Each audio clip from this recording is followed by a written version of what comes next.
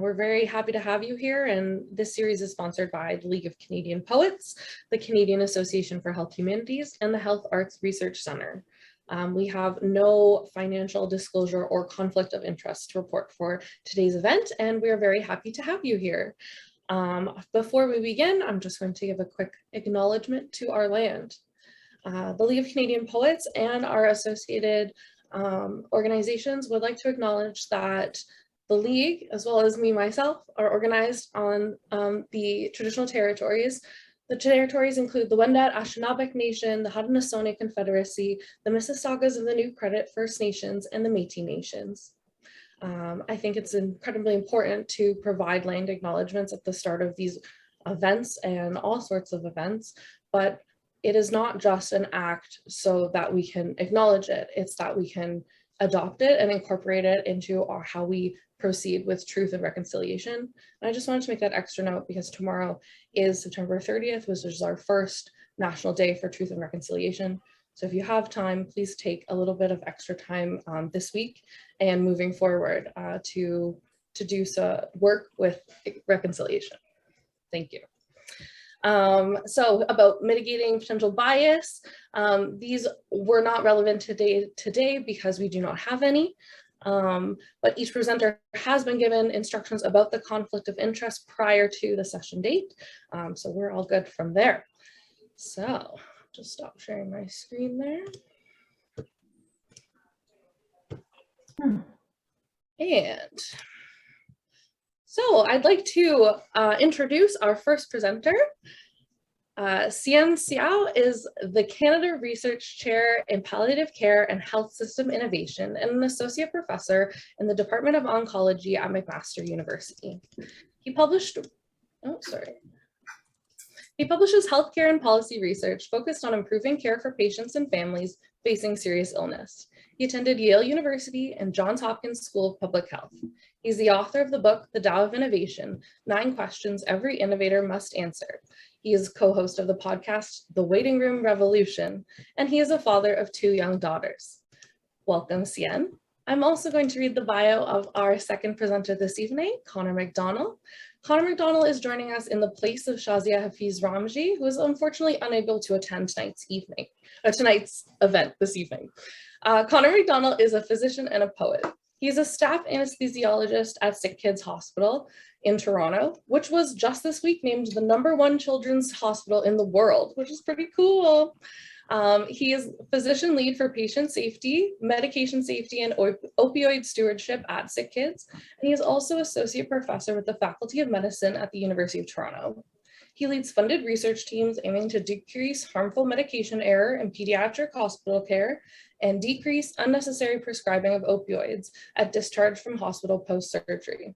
He is current chair for quality and safety at national level for both Canadian Anesthesia Society and the Canadian Pediatric Anesthesia Society.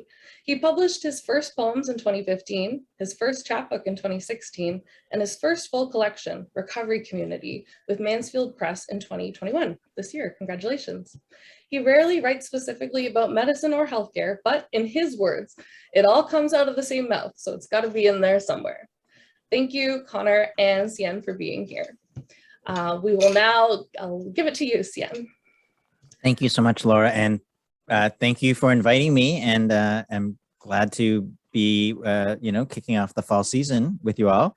Yeah, I felt like this is sort of a back and forth with me and Conor, like we're not at a bar, but in virtual one, and it'd be just more like a conversation. So I kind of thought I would talk a little bit about my story of the kind of research I do and what I've learned and maybe why it's relevant to you. And I'm excited to hear about the intersection between art and poetry. I guess I'll start at the beginning of the kind of research I do it's called palliative care. It's often associated with, when people are very sick, but I really think of it as care for people who are living and want the best out of life, and many serious illnesses. And the reality is every single one of us will either be a patient at one time or care for someone and be a caregiver for them. If you haven't already been, you may become a caregiver. So it is a universal experience, probably one of the few things that almost all of us will experience, but I think there's an aversion to it. My path when I started didn't start there. It started with when I was younger. My mother had breast cancer in Ontario, and the family for several years, and we just sort of went along with the ride. And even for 4 years, we just sort of thought, this is just part of the journey. It's a blip in the road, and we will get through it. But that was not the case. It was something that would take her life, and we were not prepared. They never used the word palliative care, and we didn't really have the supports or preparation that we needed. So anyway, I don't want to be a downer. I don't think it's a downer. I actually feel a great privilege to work in this space and learn from people, but I think it's a gap. And that was 30 years ago. And in my research today, I still hear patients and families say, I wish I'd known that sooner. No one ever talked about palliative care. We were not prepared. So that's what drives me. And I guess I thought I would go into medicine and be like Conor, but I was not cut out for it. So I ended up becoming a researcher and doing research about it. And actually, now that you think about it, research is a lot of writing. I end up feeling like I am spending most of my time communicating and writing, and I should have got a degree in marketing and writing, but that would have been more helpful in my degree. So I'll stop there and throw it over to Conor. Conor, did you always know you wanted to be a poet? You became a doctor to become a poet, or how did that one come about? Hi, hello to everybody, and thank you to the League and the Canadian Society for inviting me as well. God, not only did I not know I wanted to be a poet, I didn't even know I wanted to be a doctor. The doctor thing was my dad's suggestion. I wanted to be a teacher. And my dad basically said, they don't really make any money. Which I think he was right about. So I became, I became a very, very bad medical student, and then became a much more engaged and interested doctor, and just went through my training. And then anesthesia was by a process of elimination, and the only other option at the time was pediatrics. And I thought, I think I only want to do pediatrics because I love kids and I won't be able to handle that when they're really sick. So I'll do anesthesia and intensive care. And then, of course, in doing those, the subspecialty pediatric part of it, I just loved. And so I came over here for a 2-year fellowship in 2004 and never went back. And now when my dad is on the phone saying, you're so far away, I'll tell him it's his fault. I wanted to be a teacher. You're the one that told me I could be anything, and here I am. So yeah, actually, you know what? I have a really nice little poem here, and just to show you. So the writing thing only came to light in my 40s. And it was this, I suppose I was creative in university, but I was creative with maybe the chemicals I imbibed, but I wasn't very creative other than that. But I remember going to the English department to see about a girl, as they say in Good Will Hunting. And I remember while I was waiting for her, this poem by Seamus Heaney was taped up on the notice board. It's called Midterm Break. And it's quite short. And the last line of this poem absolutely floored me. So the poem, Midterm Break by Hsien Seow. And it's about him having to go home from college because a brother has died, a younger brother, very young brother has died. I sat all morning in the college sick bay, counting bells, knelling classes to a close. At 2 o'clock, our neighbors drove me home. In the porch, I met my father crying. He had always taken funerals in his stride, and big Jim Evans saying it was a hard blow. The baby cooed and laughed and rocked the pram when I came in, and I was embarrassed by old men standing up to shake my hand and tell me they were sorry for my trouble. Whispers informed strangers I was the eldest, away at school, as my mother held my hand in hers and coughed out angry, tearless sighs. At 10 o'clock, the ambulance arrived with the corpse, staunched and bandaged by the nurses. Next morning, I went up into the room. Snowdrops and candles soothed the bedside. I saw him for the first time in 6 weeks, paler now, wearing a poppy bruise on his left temple. He lay in the 4-foot box as in his cot. No gaudy scars, the bumper knocked him clear, a 4-foot box, a foot for every year. So when that girl came out for my tutorial, I was pretty much in tears out in a corridor on my own. And I've never forgot that last line, a 4-foot box, a foot for every year. And I think it just re-entered my consciousness in my 40s, Hsien. And I just said, clinical medicine and research and all that, it's kind of really starting to push me under.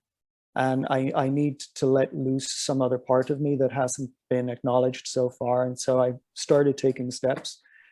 And to be honest with you, I'm very glad I did. I don't think I would have made it through the lockdown and pandemic as semi-intact as I am if I hadn't had those avenues as well. Yeah, well, no,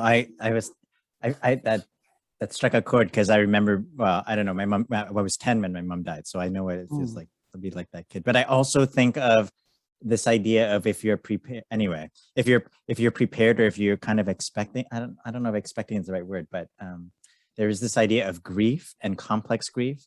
But there's also a different kind of grief if you feel like you've that you've done, you know, that you've lived the most of what you have, and it isn't sad, it's not a sad loss, it's a proper goodbye. Anyway, so I'll continue with my story, and you're reading a quote. So the whole thing about the, you know, the, what is it, Wednesday night, I don't want to be, but Dame Cicely Saunders wrote this quote because you were talking, I'm like, I should throw, you know, you guys will appreciate this, but she is the founder of the hospice movement, and she wrote, "You matter because you are you, and you matter to the end of your life. We will do all that we can, not only to help you die peacefully, but also to live until you die." And so when I think of the work that I'm doing, it's really about living, and it's not about the dying. So anyways, as Laura sort of mentioned, so I went, you know, to school, and I went to get graduate, you know, a PhD in research methods. And the kind of research I do is healthcare research. I look at how, you know, home care can reduce costs, health system costs, like what are innovative programs in the community. I do a lot of work with family doctors and in the cancer system, quality improvement, all these kinds of things. I've tried to help, you know, make the business case for more home care hours, all these kinds of things. And I think, you know, on some level, they've, you know, moved the needle a little bit. But, you know, you kind of talked about burning out. There was a point where I was, yeah, like my goal in life was not to just publish papers and, you know, have them sit on academic journals, which I'm sure are less read than your poetry, all of you. Yeah, there's like a very small group who reads these academic journals. So even my wife stopped reading them after my second year. She's like, yeah, no more. So I was like, this is not, anyway, they weren't making change fast enough. And so there was a point where and we spent a lot of work on educating clinicians. So working on training doctors, nurses, healthcare providers on how to talk about palliative care, how to introduce palliative care, how to change their thinking about it. And we saw people excited about it, but not much change at the front level. So I think there was a point where me and my colleague, Dr. Samantha Winemaker, she's a palliative care physician in the community, we just kept talking of like, what are we going to do? Are we just going to quit? Do we just do something different? And how do we, what are the issues that we're seeing? What could we do different? And we came up with this idea of leapfrogging over the healthcare providers and going to patients and families. I mean, it really became clear because we were training primary care doctors on how to change their behavior and introduce palliative care. And we realized it's still, like, they were still the gatekeepers and patients and families were still in the dark. And why could we not do this exact same training with patients and families, caregivers? They could easily initiate the conversation as well. We could shift the power to, well, we could share the power or shift the power. And frankly, there are way more patients and families than there are healthcare providers or specialists in palliative care. And, you know, change happens when customers demand something different. So we thought of that. We thought of what could we do? And at the end of it, we realized, look, our message is simple. Our message is, we have seen 1,000 deaths. We know what this looks like. And we have learned something from that. We've heard people tell us the not so good stories, which is commonplace. But we've also seen some good stories. And what is it that they did different that we could share? How could we change the story? And we came up with this idea of 7 skills that people could do that could change their storyline. So, and we talked and talked over coffee for, I guess we could have been poets if we had writing poetry. We could have been writers, but we were just talkers. It was going nowhere. At like thousands of cups of coffee for real, like 4 years. And I'm like, we got to do something. We got to write it down, which we've tried. And then we said, we're going slow because we're not writers. So we started a podcast, which has launched, and we record ourselves and we interview guests. And so I'll tell you about that in the next segment. But that's sort of our story, you know, like we started with this idea between the two of us, how we could change things, change the experience. And I think it was trying to find individual power agency and not just rely on the health system to get it right.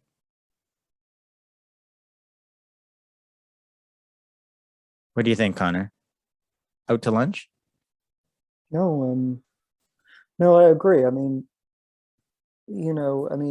education of providers is kind of the lowest rung on the ladder, with regards to how to implement change, how to sustain change, and how to reliably measure the effect of that outcome so that you can benchmark it and compare it with other interventions and across other centers. And so it's a notoriously difficult thing to educate providers at the best of times to a new idea, but to a new way of thinking and a new culture is almost exponentially more difficult. And so if your intervention is reliant on education, then I think you have to educate the people for whom this has the most impact. And as you say, to actually put the content in the hands of the users, the families, etc., is incredibly important. And I mean, I think listening to the most recent episode of the podcast that you will talk about, the lady from the UK who had set up the Cancer Net, I mean, her story with regards to not so much the misinformation, but the lack of information. And I think what people in these scenarios comment on more, rather than the lack of information, it's the lack of options.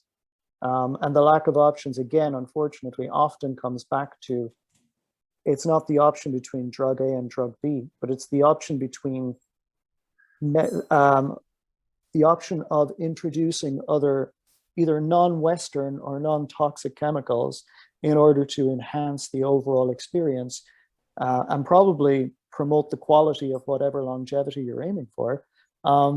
Those options are A, not presented, and B, not discussed, because they're not actually part of the armament of a lot of specialists. Mm-hmm. And so it's incredibly important to educate, train, and involve people on one side of the healthcare line to communicate better and to listen better and to listen closely and react reflectively to what their patient may need. But at the same time, it makes a huge amount of common sense to also engage, educate, and involve a patient or family's ability to advocate for themselves in a way where they actually do end up being heard, as opposed to being told either, well, there's another doctor down the road, or this is the way I do it, or whatever. Yeah. And so I think there's a way to have the conversation where two people who are uncomfortable can still actually in the future have that conversation on a much more fruitful basis. And it's teaching one to listen and teaching the other how to talk. Yeah, it's interesting you say that. I actually have, this is sort of an aside, but as poets or as writers, like how much of your time is spent writing and trying to get your message out, and how much of it is like listening to what you should be talking about? Because I think that's akin to medicine. There's this whole campaign, and it's Atul Gawande wrote a book. You might have heard about it, Being Mortal. They started this whole intervention called Serious Illness Conversations. It's supposed to train physicians on a script on how to have these conversations more gently, which, you know, has some pros and has some cons, but it's really about time to talk. And what's missing is time to listen. Time to listen to what patients and families have to say. And so I wonder, I guess maybe I'm trying to maybe connect that to writing, but I wonder how much of the writing is like the quiet time and listening, and as opposed to the writing and getting. As a writer, you're always listening and always writing, because you're always thinking. So whether you're processing an entire conversation you're overhearing on a bus, or whether I was in a bookshop the other day, and the door was open and there were people talking as they went by. So I was getting these half lines that were completely disconnected, but at the same time, almost providing this crazy narrative of the city. And while I was supposed to be choosing a book and deciding what I wanted to read, I found myself already storing some of what I was hearing. And as soon as you start to store, you start to compose. In the same way, Hsien, that as soon as you start to listen to the list of complaints, you're actually starting to treat. Even before you diagnose, you're already starting to sift through things and kind of put things in an allocated bucket and kind of go, okay, that sounds pretty serious. We need to think about that sooner rather than later. And it's also a very interesting thing because in conversation with a rather wonderful poet called Roxana Bennett, who I encourage everybody here to go out and buy. She's a Whitby poet from Ontario with a certain amount of chronic ailments. She's very, very, very highly developed sense of what healthcare and what the consultation should and shouldn't be for. And you know, she brought me through the other day this conversation whereby many, many years ago, she went to a doctor because she had pain, and that pain was from her back. And an x-ray showed she had scoliosis. And within a year, she had probably the most painful operation anyone can have, because if she didn't have it 20 years from now, she may have some cardiorespiratory compromise. But after the operation, she was in worse pain than she ever was. And we had a really long conversation about this, and it was, she didn't go to have her pain taken away. She went because it was part of a constellation of things that was going on. But often we reach for the lowest lying fruit, which is, oh, you have pain, your x-ray shows me this, we can do this. And I don't think that's a conversation that goes in both directions. I don't think that's a conversation of listening. Yeah. And I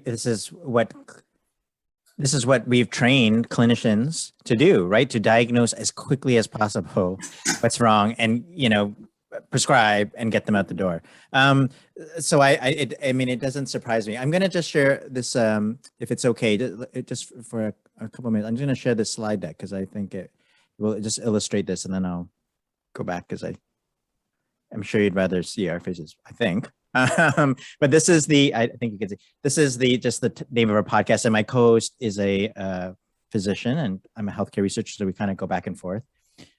She shares stories at the bedside and I kind of share stories from the research world and patients and families, what they tell me. And I thought this quote was nice, that there comes a point where you need to stop pulling people out of the river. You need to go upstream and figure out why they're falling in. So that's Archbishop Desmond Tutu from South Africa, who won the Nobel Prize in 2013, 2009. Anyway, this is our website. It's near the end. I only show you this just in case you're interested. I think Angus said he might have listened to one, but I'm not a, well, you know, we have to write for my job, but I wouldn't consider myself a talented writer. But if I had one thing to say that I would say for the next 20 years, you know, like the thing that I'm like, I found my voice and this is what I want to talk about, the hill that I want to stand on for a long time. It's the season 1 of our podcast. It is about what we have learned from 1,000 deaths and how we can change the story. Because so much of my research, I can identify the problems or the policy choice, which, you know, policies are not only made by evidence, there's a lot of other things happening. There are things that we can do, individuals, patients, families, clinicians, and it's these, you know, episode 2 to 9 and 10 is what we talk about. And so if you go on our website, you can listen to them and you can subscribe if that's of interest. But the 7 things, and maybe I'll just talk about a couple here and, you know, we can see where this goes. But one of the things is this idea of walking 2 roads, that once you have an illness, and it doesn't have to be a serious illness. I think it could be any kind of medical condition. This idea of hoping for the best, but planning for the rest. And so much, I think there's something about this fight or flight in humans that when you overcome this challenge, you're like, I got to fight it and beat it, or I've got to just hide away and just, you know, put my head in the sand. And I think if we don't face things head on to talk about what we're hoping for, and that hope evolves, but we also have to prepare for things that are likely to happen or what could be the next stage. And that doesn't mean planning for death, but it does mean preparing for what might be coming ahead. So that's one of the key things we learned. I don't know. I'm looking at your face, Connor. Should I pause there, or do you want to react to that? Well, I'm agreeing. That's why I'm nodding. Okay. I actually, I took a look through this as I had seen the infographic relative to the podcast, and there were one or two little pieces that I actually pulled out for a few of these. And the walk two roads thing was interesting to me. Just have a paragraph here I wanted to read you and everyone else. It's so Walt Whitman's Leaves of Grass. There's a very famous 1919 University of Oxford edition of this, because it has a very wonderful essay at the start. And within the introduction, it had just as a paragraph. And it'd be interesting, Hsien, just to think of the idea of palliative care and the idea of what you've just said with Walk Two Roads, considering that this was written during the American Civil War. And this is Walt Whitman as a physician, recognized as a physician, but in actual fact betraying his profession by walking amongst the wounded and behaving more as a nurse and as a carer than an actual physician. And this is the paragraph, and these are his words. This afternoon I spent a long time with Oscar Wilbur, low with chronic diarrhea and a bad wound also. He asked me to read him a chapter of the New Testament. I opened at the close of one of the evangelists and read the chapters describing the latter hours of Christ and the scene at the crucifixion. Not sure that's what you'd want to hear on a bed, but that's what he chose. The man asked for something from the Bible. The poor wasted young man asked me to read how Christ rose again. So you can actually see his choice differed somewhat from what the young man was hoping to hear. I read slowly, for Oscar was very feeble. It pleased him very much, yet there were tears in his eyes. He asked me if I enjoyed religion, and I said, perhaps not, my dear, not in the way you mean, and yet maybe it's the same thing. He said, it is my chief reliance now. He talked of death and said he did not fear it. I said, why, Oscar, don't you think that you will get well? And he said, I might, but it's not probable. His wound was indeed very bad, and it discharged greatly. The diarrhea had prostrated him, and I felt that even then he was dying in front of me. He behaved very manly and affectionate, and the kiss I gave him as I was leaving, he returned fourfold. So there's a lot there. And yet I think there's the root of caring. There's the root of sitting with someone. In the moments you can see him making tiny mistakes, but he gets through because of his overall compassion and his overall engagement, that despite the fact that this is a horrible wound, there's diarrhea everywhere, and there's other people as bad as he is.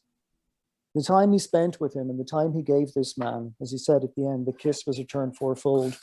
And also back then in the 200 years ago, men were able to hold each other by the hand, and men were able to call each other my dear and honey, and there was no negative connotation to it. It was a form of affection. So I that struck me, and I remembered that from my earlier readings when I saw this first point. You know, when I listened to that, what I heard is like the humanity in healthcare and how we've lost some of that, right? It's become so over medicalized or focused on treatments and pills, and not about. Well, there was no sign. There was no sign inside the tent that said, "We only have 5 minutes. What's your most important concern?" It's like, okay, my leg's hanging off, you know? Yeah, exactly. But who are you? And I that is the root of palliative care. But I will say that the thing that we learned about the podcast, why it took us, those 4 years of over coffee, was how do we make this topic that we're so passionate about hopeful and optimistic and not dreary? And it wasn't a like a camouflage where we tricked people. It was us repositioning upstream this idea. All these keys are not about death and dying. They can be done very early in anybody's illness trajectory, and could be for, any kind of chronic illness, I believe. But it isn't only for the last stage of life. These are things that could be done early, and that's how we're going to change the story. Connor, do you think, I don't have to go through all of them. I just wanted to let people know that there's this podcast. It's a different medium. It's obviously not poetry, but it's us talking. We have these keys. I mean, I can put it back up. We can talk about a couple of them that are maybe of interest, but I did think that this experience of health, of being sick, caring for people is universal. I mean, certainly there's lots of books about it. I think the one I read was Be With, which was written by a star writer, Mike. It's yellow. Maybe Laura, you can help me. It's called Be With, and put it in the chat. Yeah. And he cared for his mother who had dementia over, I don't know, 4 or 5 years. And he wrote each of it as like the different stages. It's a nice little, it's almost like poetry. They're very short little essays that he put together. But anyway, how do we change that story? And that's what we wanted to put together. So I would say that all good writing is like poetry. Yeah, I don't. You said some of them you reacted to. Do you want to? I don't know. I can explain. Which was there another one? Actually, yeah. Talk about Zoom Out if you would. Oh yeah. Oh my. I'm trying to write this chapter now. It's the role model. That's, if anyone has tips, or a book agent or a editor, all of the above. My God. Okay, Zoom Out. Listen, this is the human nature. And if you've ever met a doctor, well, not. Maybe I think Conor included, although the anesthesiology, they don't meet you long. But Zoom, what happens in a typical medical encounter in a clinic is they zoom into your illness. They will talk about the tests, the blood tests, the day-to-day, the I don't know, cancer marker, and what is the result of this scan? And you're going for all these scans and you don't know what they're for. So the day-to-day busyness of the illness is the focus, and you've lost sight of the forest from the trees. And what you need to do is zoom out of the big picture of the illness, which is, well, the pattern, because every illness has a pattern. And what typically happens is people will say, well, what does this look like, doc? Or what if this doesn't work? Or how much time do I have left? And sometimes the response is some version of, well, we don't have a crystal ball, or, we're not there yet.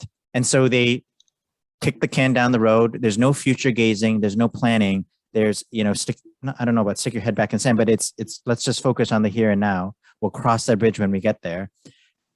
And you've lost sight of where you are in the storyline. And as a result, it feels very chaotic. Things that we should anticipate and expect feel like surprises, unexpected. They feel like a crisis, when in fact, everybody in long-term care home will eventually have, a crisis or a decline that leads them there, but people feel like their function should stay at the same level. So zooming out is the skill of asking the information about what is the pattern of my illness.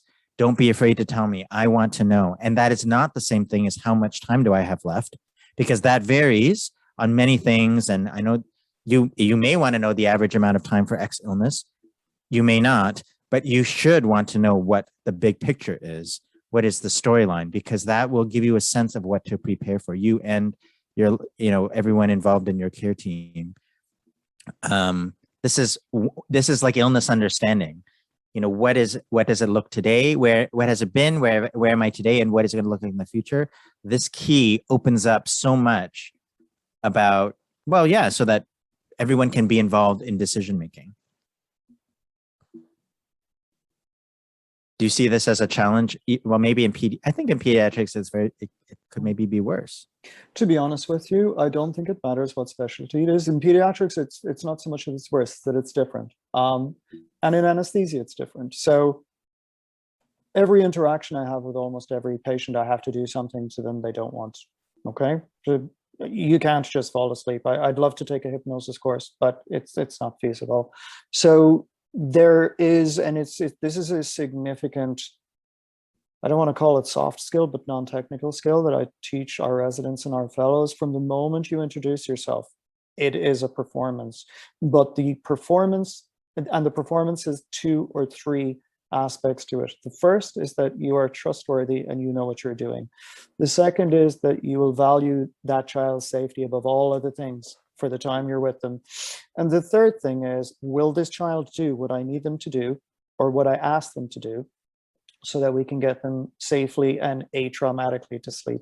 And from the moment you arrive and introduce yourself, how you comport yourself, how you talk, your body language, everything about that is getting towards the answers to those questions. And so, like anything, it's a conversation.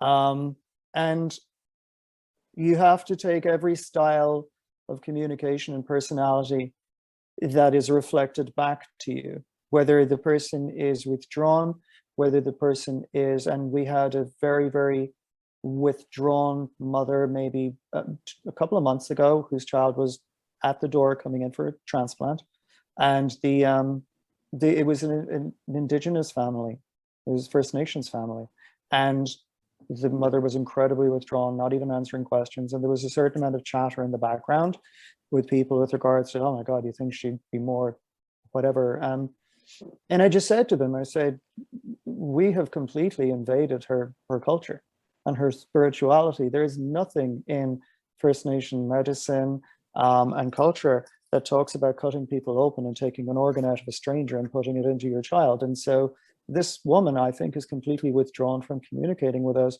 because we're not speaking her language anymore, and we haven't been for weeks or for months. So I don't care if it's anesthesia, intensive care. I've done intensive care for years as well, and had a significant number of conversations in the dead of night saying, you need to get the family to come back in. This is probably it. But actually, the reason I asked you to kind of focus on this for a moment was one of the things that I brought this to me, the zoom out, was, and it's something I've been thinking a lot about lately, more in my writing than in my clinical care, Hsien, but it's to do with the idea of the importance of a symptom. And I think in the same way that I gave you that scoliosis example, I think we race to kill the symptom as if we're curing the disease sometimes.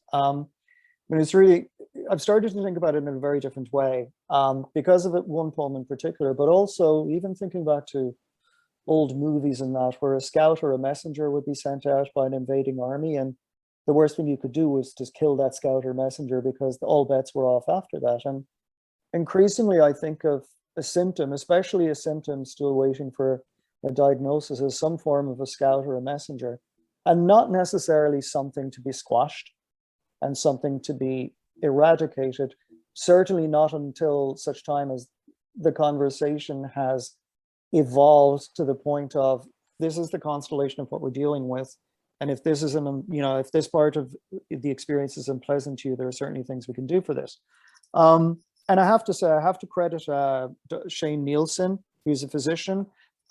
He's a family physician, but also specializes in pain. His PhD recently was in pain, and I don't know if it was Mac or it might have been somewhere else, Hsien, but Hsien has written for a long time with regards to disability and is very much at the forefront of disability writing in Ontario and probably even Canada.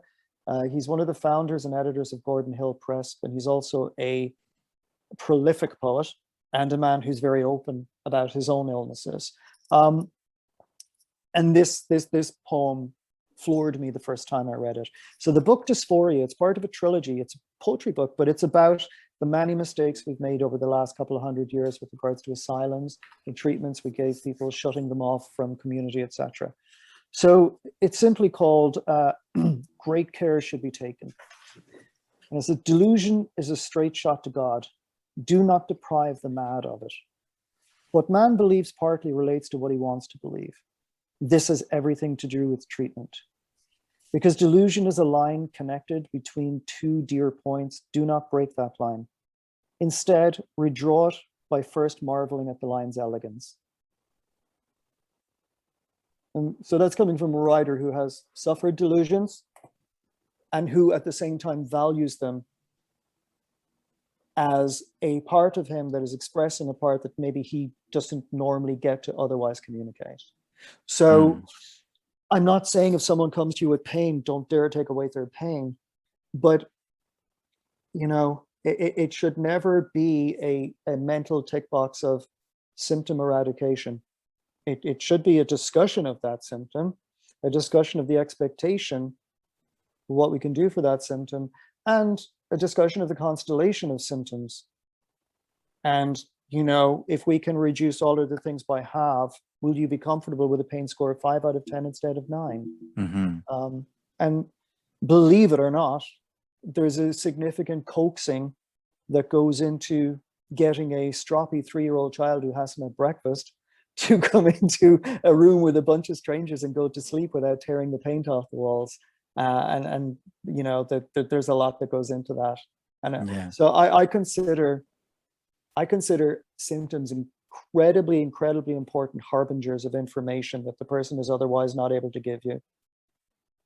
Yeah, how it's wow, there's a lot there. So when I heard that what you read about the delusions, I thought of long-term care and the idea of you know, when people sort of their memories change and they're in a different place, like, and you know, there's a lot of training to in sort of trying to correct them. You meet them where they're at, and you sort of connect to them where they, you know, where they think they are, and that's a part of being with them. And I think it's not a, yeah, that's what crossed my mind. I'm not sure I have a point to that. Just that I could read that if I thought of it in long-term care, that would have maybe a different meaning, and that how the, you know, don't break that line. That really sticks with me.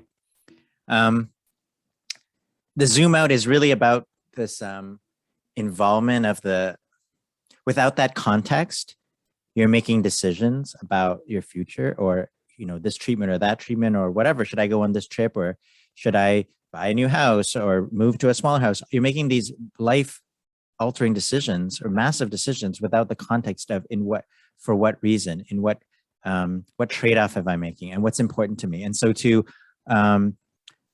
Robert Woolard's question, he asked, how do we weave the humanities into addressing these 7 keys? I mean, to me, I think the heart of palliative care is to recognize that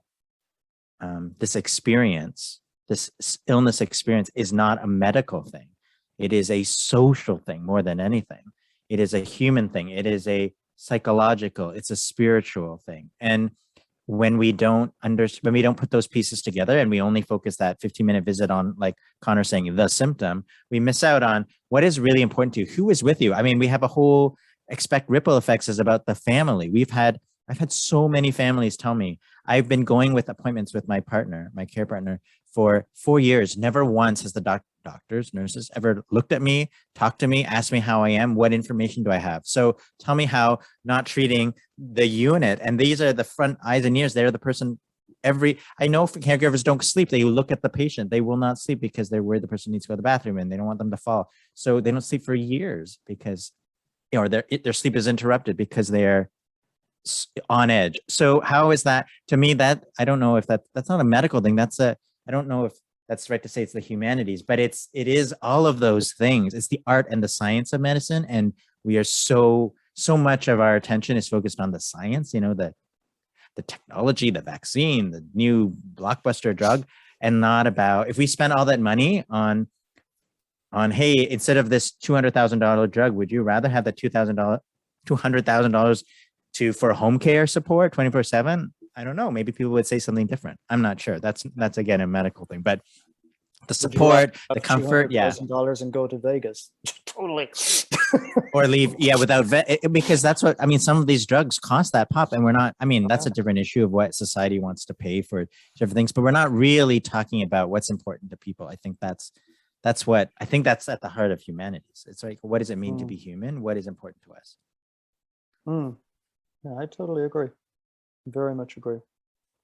It was so this I think the scientists here will probably get really like this one. This is a book called For Reincarnations by Max Ritvo, R-I-T-V-O. Very unfortunate young American man who died in his 20s from osteosarcoma, and who got to do a lot of things in that time. He got to do his PhD. He got married. He saw his first poems published in Poetry Magazine, which is pretty much the preeminent American journal. And posthumously, his work has been collected into a rather wonderful book. But this is a poem, Hsien, I actually was very interested to read this one for you, called Poem to My Litter, because his particular genetic phenotype of his cancer, they were using mice to actually grow the tumor type to try and actually approach it from a personalized medicine subtype and see which chemos were best for him. But because they knew he was a scientist, they actually brought him to visit the mice. So it's called Poem to My Litter. My genes are in mice, and not in the banal way that man's old genes are in the beasts. My doctors split my tumors up and scattered them into the bones of 12 mice. We give the mice poisons I might, in the future, want for myself. We watch each mouse like a crystal ball. I wish it was perfect, but sometimes the death we see doesn't happen when we try it again in my body. My tumors are old, older than mice can be. They first grew in my flank a decade ago. Then they went to my lungs and down my femurs and into the hives in my throat that hatch white cells. The mice only have one tumor each in the leg. Their tumors have never grown up, uprooted and moved, learned to sleep in any bed the vast body turns down. Before the tumors can spread, they bust open the legs of the mice, who bleed to death. Next time, the doctors plan to cut off the legs in the nick of time so the tumors will spread. But I still have both my legs. To complicate things further, mouse bodies fight off my tumors. We have to give the mice AIDS so they'll harbor my genes peacefully. I want my mice to be just like me. I don't have any children. I named them all Max. First they were Max 1, Max 2, but now they're all just Max. No playing favorites. They don't know they've been named, of course. They're like children you've traumatized and tortured, so they won't let you visit. I hope, Max's, some good in you is of me. Even my suffering is good in part. Sure, I swell with rage, fear, the stuff that makes you see your tail as a bar in the cage. But then the feelings pass. And since I do absolutely nothing, my pride like my fur all gone, nothing happens to me. And if a whole lot of nothing happens to you, Max's, that's peace, which is what we all want. Trust me. Wow. I cut and paste that one into I emailed myself. That's why you might have heard something. We're doing an event with AYA next week, and the person's name is Max. God, and he has osteosarcoma. But even just the whole idea of that's not the kind of research I do. But I did that in my undergrad degree, so I know what it is to with the mice, and that's thank you for choosing that. This is so cool. I mean, I'm being like, it's like a personal reading of poetry. I think this is. You can see an acceptance there. Yeah. For sure. And you don't have to be a scientist or an IQ of 150 to get that degree of peace. I mean, people realized there was something that they could do for this individual that maybe they don't do for everybody. And he went through a whole series of phases, if you will, and different phases of acceptance. Yeah. And even the empathy with the animals who were suffering to actually try and ease his pain. And I think the lesson in that is there is greater acceptance in personalizing the understanding and appreciation of one's own disease. And maybe we can't do it for everybody, but I think we have to be open to the opportunities when they present themselves, because we treat lots of physicians, right, Hsien? Yeah. You know, and sometimes we almost put them in charge of their care. Yeah, I think that's the last take home is our last key is called invite yourself, which is maybe a nice sort of connection here, because it's like, don't wait for the system to come to you. You've got to go out, you take charge of your journey as a patient or a family, ask questions. And the sooner that it's not about accepting, the sooner that you ask questions of what's important to you, what is the storyline, what do I need to prepare for, we find the better off people's experience are. And it might come to acceptance sooner. It's not that you're accepting death, it's that hope evolves. Your hope evolves and changes. And I guess on some level, and for everyone around you, it's not just the patient, but the families, they also have they are able to go along with experiencing the life with you before all our time is out. So can I ask, Conor, tell me about some of your writing, because there's a connection here is that you're a physician, but you said you don't write about medical stuff, sort of, although it talks about addictions, grief, other things. So has there been an evolution in your writing? Do you purposely write not about medical stuff because you need an outlet, or is it in there and it's disguised? I think it's disguised. I think every writer, every poet from good to bad, you can break their whole body of work down into a single line. Like for someone like Seamus Heaney, you can say like Seamus Heaney's entire body of work speaks to how the past touches the present, and you can go through all of them: Keats, Yeats, Donne, etc. I think for me, I started writing from a place of great anxiety, and from a place of great uncertainty, and I wanted there to be a better conversation around people's discomfort. And I think what I was first saying was, albeit in very veiled terms, was, you know, look at me, I have everything that anyone could ever want. Line them all up. That's, you know, that guy's got it sorted. And I'm still was incredibly anxious. I would not say unhappy. That's a different thing, but incredibly anxious. And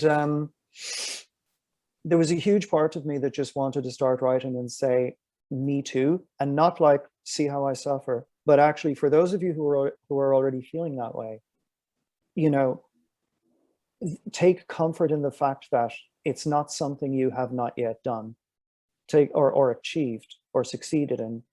Take comfort in the fact that it's something that you have yet to be able to do for yourself.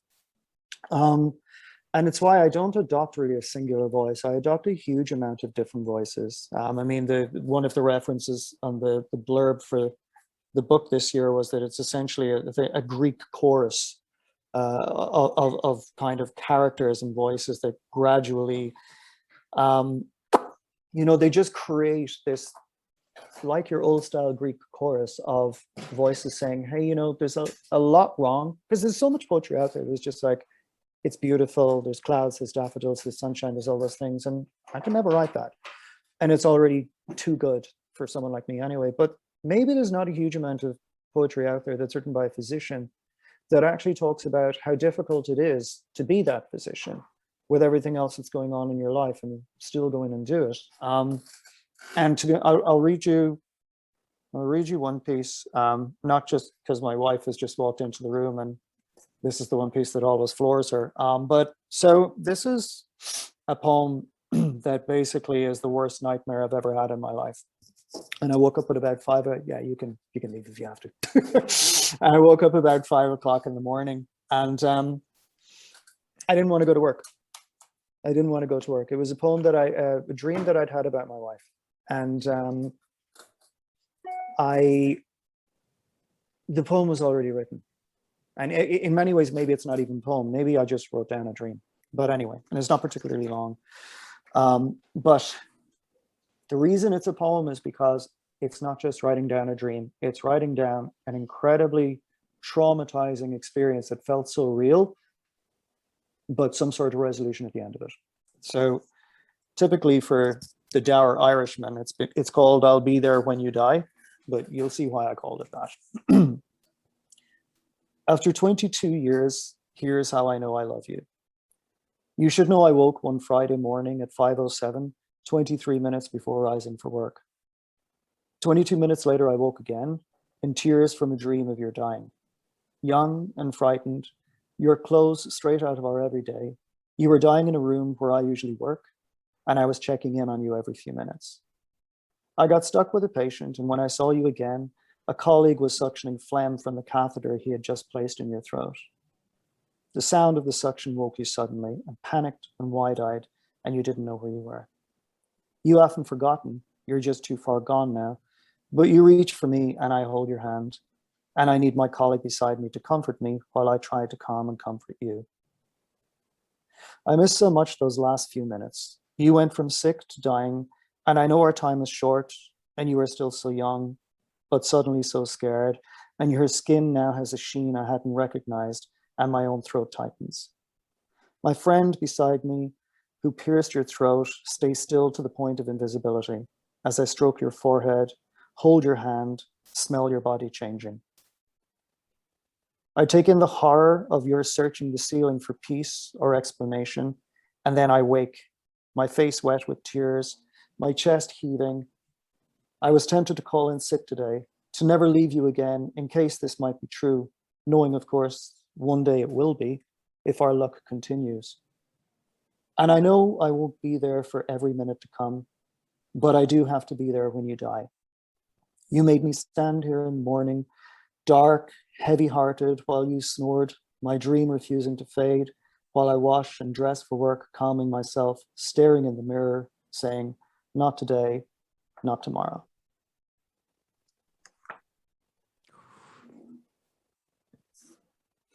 Where, that show the cover. Can you show the cover? Oh yeah, There it is. I'll type it in soon. It's Recovery called Community. Recovery Community. Laura just did. Damn, Connor. Yeah, so I went into work and put someone else's kid to sleep. It's just like, but I was in pieces. And I was in pieces because if you really want to go deep into that, I felt I was giving so much of myself to my profession and my career and everything else that part of me might miss something incredibly important that my own partner needed me for. And the only way I could comfort myself was to stare in the mirror and kind of go, all right, and you could still feel it. You could still hear her, smell it, but it was just, yeah, but that's not going to happen today. And it's not going to happen tomorrow. And when we do have to go through a process together, you know, there's people like you out there who are doing all this hard work to try and make sure that we get through it as a couple and as a family and as an intact unit. And it's, I'm not obsessed with this, Hsien, but you know, the inevitable end point of a successful 50-year relationship is one person losing the other. And, you know, the physician does everything they can to prevent that. And the poet does everything they can to put themselves in that situation and see what it feels like. And then, you know, reflect it back to other people.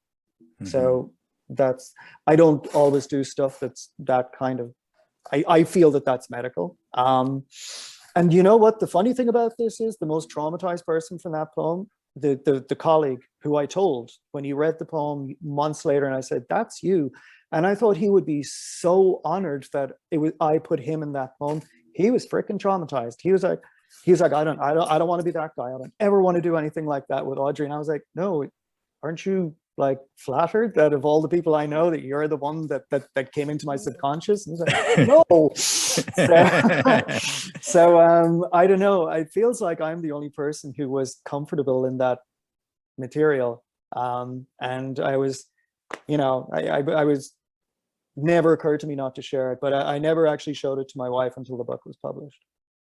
What else is Recovery Community Talks? I mean, that essay is like, I'm glad you didn't open with that. How would we have followed that? And so, but I've got one to finish with, by the way. So. Oh, okay. Well, I mean, I'm happy to stay as long as others. Yeah. But you also talk about like a dystopian future. You talked about, right? Like it's sort of yeah. like how it's well, that's starting to come out much more and more now in my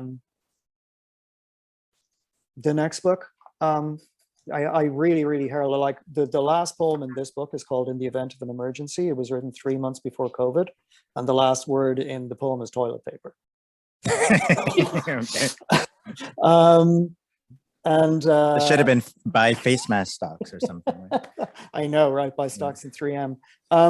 Yeah, I've got a piece here. So my next book is kind of, I find that I'm imagining more and more like, you know, the start of the pandemic whereby there seems to be this battle with science and rationality. And we were like, it's gone into vaccinations and things like that. And now I really started to imagine a future where there was a big enough an event that science loses. And we all start to become more like mythology. We start to become more like tradespeople rather than physicians. And, you know, we walk the countryside hawking our wares for whatever people need, whether it's a seamstress or a vet or a carpenter or whatever we provide for people. And I have a long poem in the next book called The Physician of the Future is a Multi-Purpose Tool. But there's a shorter poem that alludes to that I can read here because the other one is too long. And this one is called The Heart in Section as a Gas Mask. And I have this weird visual thing where I never see shapes the way other people see them. So cut a heart in section. I'm like, that looks just like a gas mask and this whole pandemic thing. So the heart in section is a gas mask. The spinal cord is a zipper, a plunging ache that never scabs. It empties itself and sinks fast into fat's bisque pillow. The heart in section is a gas mask, propped stiff among the living, the body a contracture of electricity. Pity this beleaguered monster growing back into the ground. The world now gone from halfway blue to waking up to vanished sky, nothing left to view. Small seeds in the darkness have put it together. This is the dust that passes through. When healers heal, the sun will see it. When healers fail, the earth will bury it. And so it's kind of imagining a future whereby failure is much more of an option, because we do not end up with the technology that we currently rely on. And we either become better humans or we become worse technicians. So do you think is part of what inspires you, maybe, or maybe this other book, was it sort of driven by, was it fear, or was it sort of trying to look at what a future might be, sort of like this, I don't know, I'm thinking of the Marvel movies where you have different parallel universes or something. The Doctor Strange, or well, yeah, it's kind of thinking of that whole cycle, and it's not out of a place of fear. I think it's out of a place of ultimate rationality, that it's incredibly arrogant for us as a species to think that there's nothing we can't overcome and nothing we can't conquer, especially nature. But it's also incredibly arrogant to think that the end of us is the end of the world. And a much more plausible scenario is that the end of us is a slow, dragged out thing. You know, you don't get 5 billion of us erased or half of like you do in the Marvel movie. But you know, what is the future then for someone like you, someone like me, who spent all of this time accruing all of these supposed skills and a huge amount of respect from society? And how much use am I to society 50 years from now, that most of whom don't actually believe the half of what I said for years anyway? And in actual fact are like, well, what can you actually do for me, Mr. Anesthesia Man? You know, that a bottle of whiskey can't do. Could we find ourselves where we go back to the Civil War-like scenarios I showed you earlier? And if so, then we don't have the same place in society anymore. And I mean, the book is called This Insistent List, and it's essentially ticking things off with regards, it's quite Ballardian, with regards to it's a possible future, and it's a possible future that awaits all of us. Okay, something you said made me think about that would be relevant for this audience, but I bet you there has been this pendulum swing where people, well, maybe it connects to what you said full circle. You said your dad, it'll be a teacher, so I'm Asian, my parents are, I must be a doctor. Wrong kind of doctor. But you know, liberal arts school, right? Like the humanities and science, and we're really pushing STEM, and now it's sort of, you know, do people believe in science? But how do you show the value of what poetry, language, English, writing, literature bring to a civil society, to a modern society? Like, do you feel as a group that you are fighting to, I don't know, be relevant, to be recognized? I don't know what the right words are, but is there, because I can imagine, yeah. Group be? Well, the poets on this call, I don't think any of us feel, I mean, there's a very small number of poets that are highly relevant and highly respected in their lifetime. And the vast majority of us are, you know, happy to publish some books and do some readings, etc.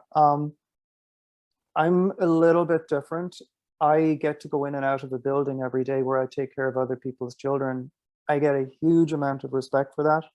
How much of it I deserve is, I don't know, but I don't need to sell books to salve my soul or stroke my ego. Like, that is well taken care of by sick kids. There's this implicit respect when you say you work there, and you get rewarded every single day just by the looks on people's faces. So I don't write in order to look for any of those things. And I'm very, very fortunate and privileged that I don't have to write in order to put food on my table. So I'm lucky that I have the creative impulse whereby I just want to make things. So I want to make art, I want to write books.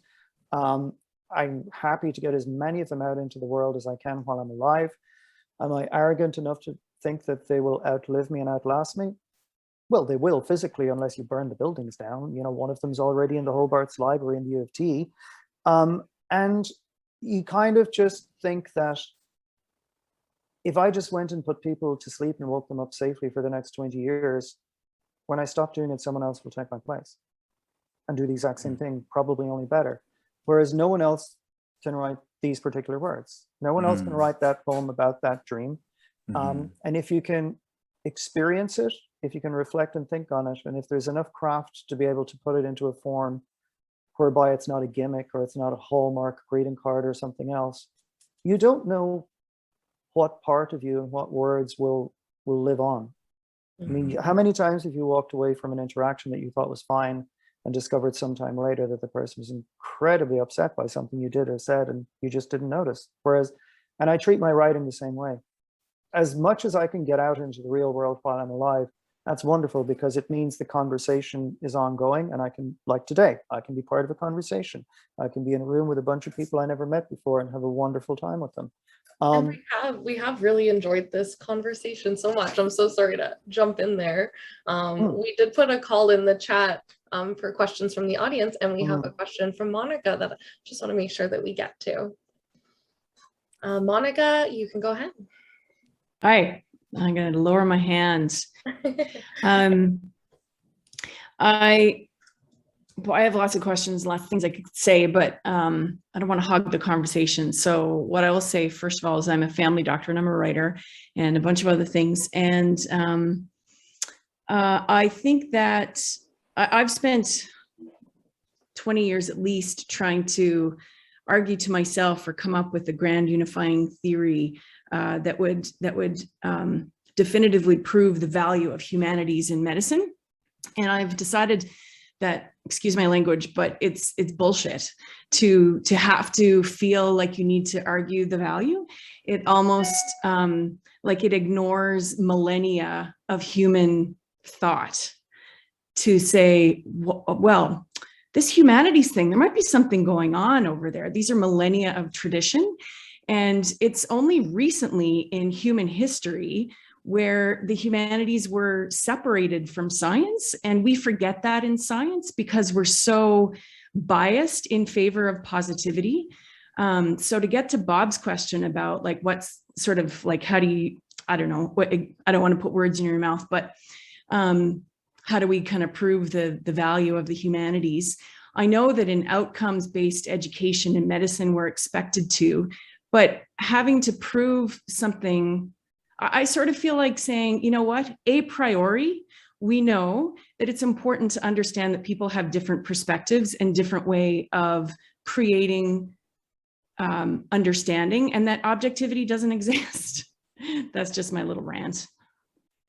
Yeah, I'll just, Monica, thanks for sharing. I will just add that I think part of it is the education system. Like if you have to stream yourself or choose your major, and I went to a liberal arts school, so that means we had to take and specialize, and or not specialize, we had to take in all, well, they had 4 sections, but language and writing and economics, and I cherish all those pieces, even though I was a science major and I ended up not being really a science person, but but I looked at my Canadian colleagues who you know were engineers, and they had 75 hours of engineering math class. So I think there's an opportunity there to force people to diversify what they're learning and experiencing, and I think that makes us better citizens when we. I think it does too, but I think we'll fail. I think we will always fail. I agree, Monica. If we say that we're going to take 1 hour, we're going to take an hour away from cardiac physiology in medical school and teach you poetry, we'll always lose that argument. Yeah, you're right. We have Robert here who raised his hand. I think he'd love to respond. Go ahead there, Robert. Oh, you got to unmute yourself there.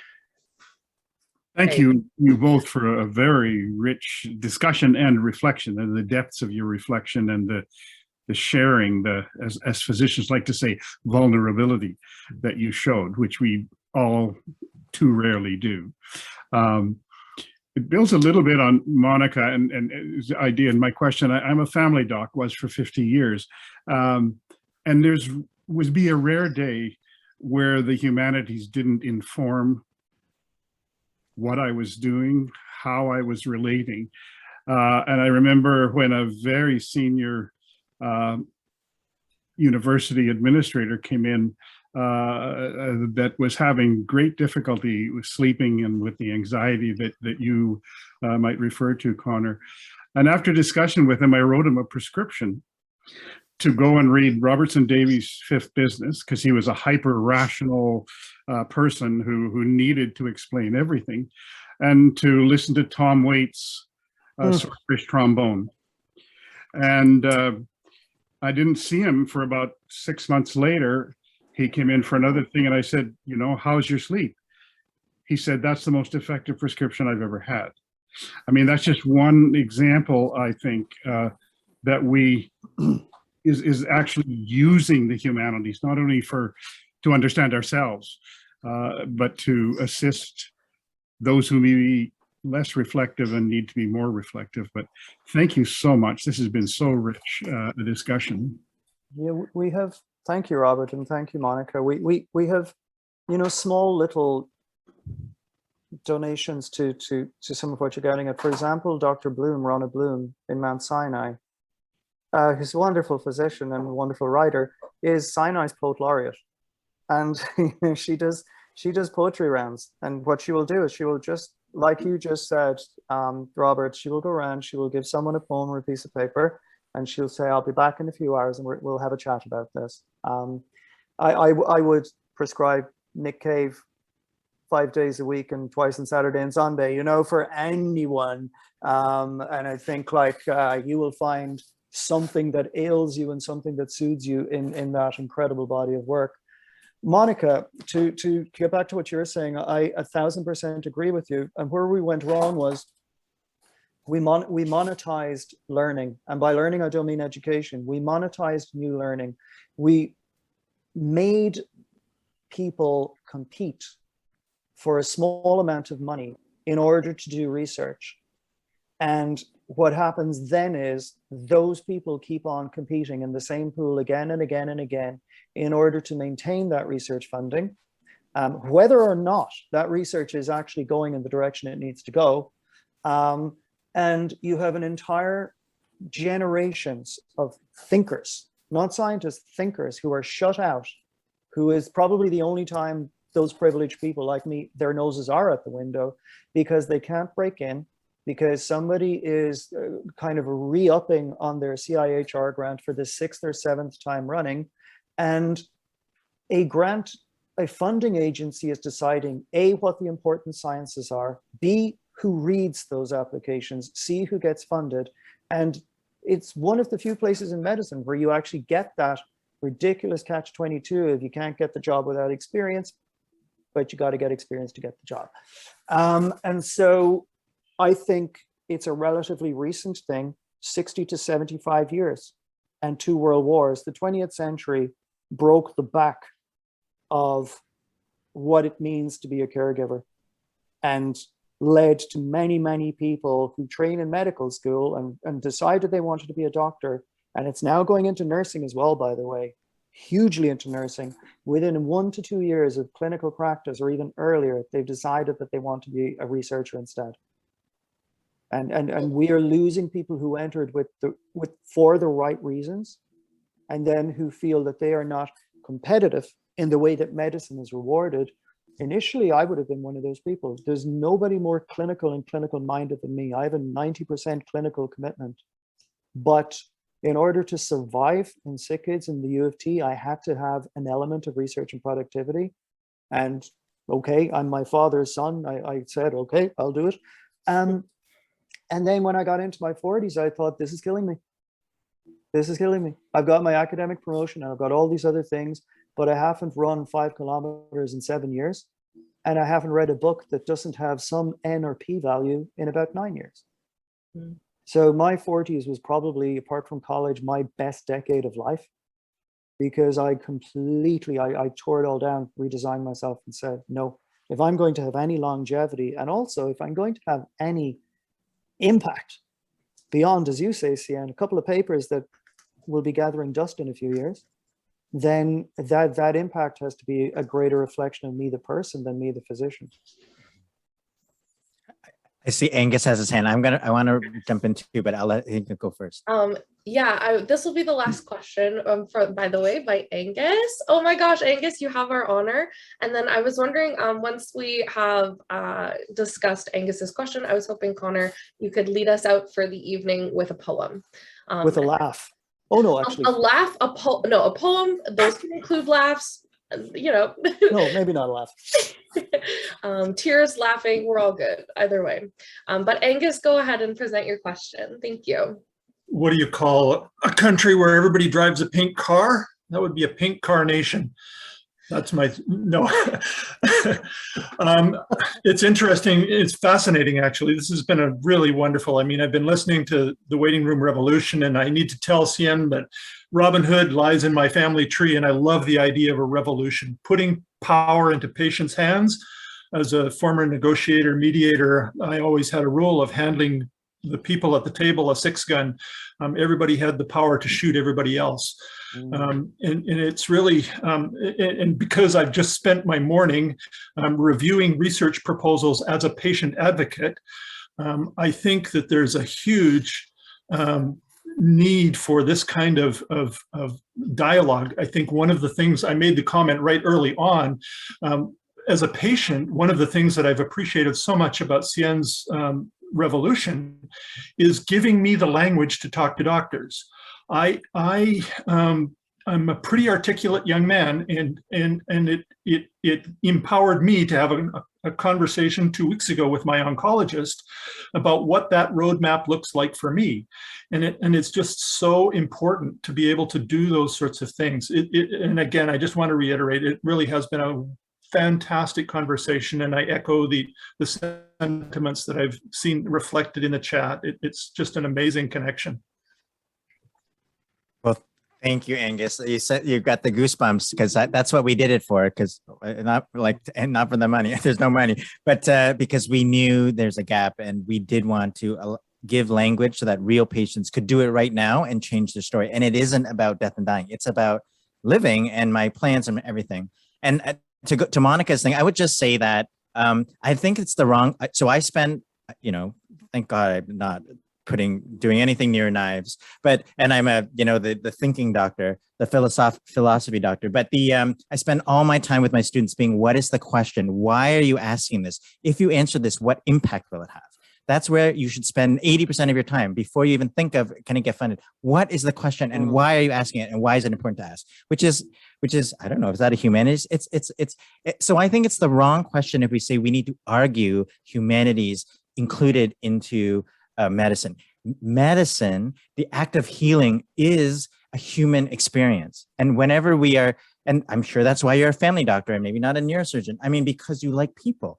And that's why many people choose this profession. The more we lose that, the more we lose that, the more we are getting farther away from what it means to be human. And we will lose people. And so I think if the balance is off, it's because of how every system is perfectly designed to create the outcomes it produces. We're selecting the wrong kinds of people. The criteria of how we choose medical students or people is all wackety whack. It's about what you scored on this MCAT test and this organic chemistry. I did all those because I was pre-med. So how little. Say tomorrow, how many First Nations medical students are currently in the U of T? Because I just want to walk up and ask someone in charge in the U of T tomorrow. Oh, meaning how? Yeah, that there's are First Nations. Well, they just had their first, African Canadian valedictorian of UT, right? Chika, her last name is with an O, a couple years ago. So I mean, we know the disparities, but it's how we choose them. But I think, like what Robert said about his prescriptions, it is ingrained in all of us. We can't not be human. I mean, nobody is a machine that only thinks science. It's something about what we've done. We've trained it out of them. And role modeling, I wanted to talk about role modeling, how important it is and what people see. And I think maybe what they see, like if you see good care at the bedside, in family medicine, we're not doing enough where people see what people do in the community, in the homes. I think that's really the art of medicine. And I know Sammy sees that because she does home visits. When she has students for 2 weeks, she can see the light bulbs go off of no one's ever asked patients, like, what do you think of, where do you think you're at and what's important to you? And so anyway, I think you're right. It's a losing battle if we ask, hey, how do we argue 1 hour of poetry versus 1 hour of, surgery election? But that's the wrong question. I think it is about how do we choose our people and why well, it's the art of listening. It's the art of understanding who we are. And the idea that we have to do social prescribing to get people to go out and continue their networks. I mean, that's how, far the pendulum has swung.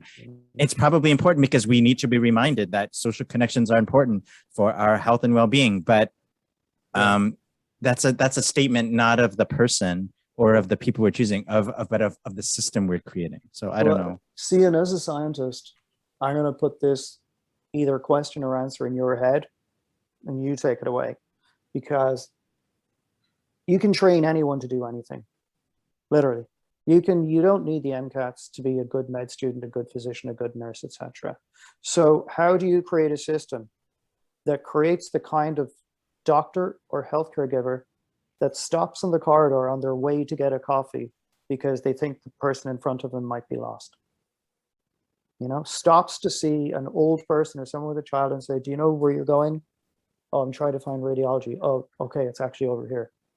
Okay, and because everybody keeps talking about the bedside, and medicine is not about the bedside. Because if it's about the bedside, then it's about the room that the patient has been stuck in. It's not that at all. It's the community, it's the village. It's you've been working for 8 hours, you're exhausted, you just got the chance to get a coffee, but on your way there, you see someone who actually maybe needs a bit of help, and it's nothing to do with the bedside. And it's nothing to do with medicine and being a doctor, and all to do with just being aware of people's needs. And if we can design a system that can actually take a 10-year-old, 12 or 14-year-old child, a 16-year-old child, and say, they're the kind of person that's going to do that, then it's going to be about First Nations, true EDI, and not how many 100 points did you get. Yeah. Yeah. But I think every organization, and the health system is one giant organization, is trying to, if we can tap into people's passion, their innate, why people got into medicine in the first place. I don't think it was to make a lot, it used to be maybe money, but not anymore, as you all know. So it's, if we are stripping that away, the more that we are connecting people to their passion, the better employees they're going to be, the more happy they are. And I think one of the easy things that they can do is interview people with, the standardized patients or these situations, so you can see how people actually react in situations and not how they score on some multiple choice test, which they've had, $10,000 worth of training or testing for. Anyway, I want to turn it over to you, Conor, because I know you have a poem to kick us off. But I think there are things that can be done, but don't lose hope, I guess, because we need family doctors, please. Totally I love my family doctor. She's like, more than you need pediatric anesthesiologists. And like a total shill, I've just put a link there to my book, where Massive Presses. So I promise that I'm actually ending on a positive note, even though this poem is called With the End Unfolding Around Us, and it comes directly after that terrible dream poem. But I actually wrote this as an antidote for my wife, and the hell that I put her through in that. And it is essentially your Marvel movie Ragnarok, end of the universe. I mean, what you want to do. So in a poem previously that assumed at the end of a wonderful, long, full life relationship, there comes a point where one has to lose the other.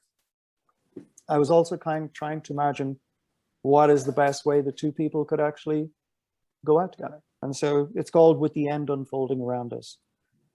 With the end unfolding around us, we need to know how we began. We would fall asleep facing each other, devout like praying children, proud of how we fit together, mirror and universe taking turn to show each other everything. We would close our eyes to the sounds of our impending infestation, the chew of manufacture and assured co-destruction. We would collapse as if we were posing, slowly molting into monuments, fertile installations, fleshy portmanteau. We would wake as electrified angels, remove our antennae to procreate, build, unbuild one another until a better behavior is set. It would be as if we were placed here by an accidental magic, that we might pray like children to live forever, forever lying still. Yeah, it can be positive. Thank you so much to both Hsien and Conor for this incredible discussion tonight. Everyone was so engaged. It's the first time we've gone all the way to 7:30. So thank you so much. I've provided a link in the chat if any of our participants would like to provide their feedback on the event. I will also circulate that in an email to everybody after the event. And I'm just going to close us right up. Thank you again so much. This was such an exciting discussion, and it was so great to hear you guys chat. Thank you. Thanks, so much. everybody. Bye-bye. Thank you. Pleasure to Lovely meet you all. you all.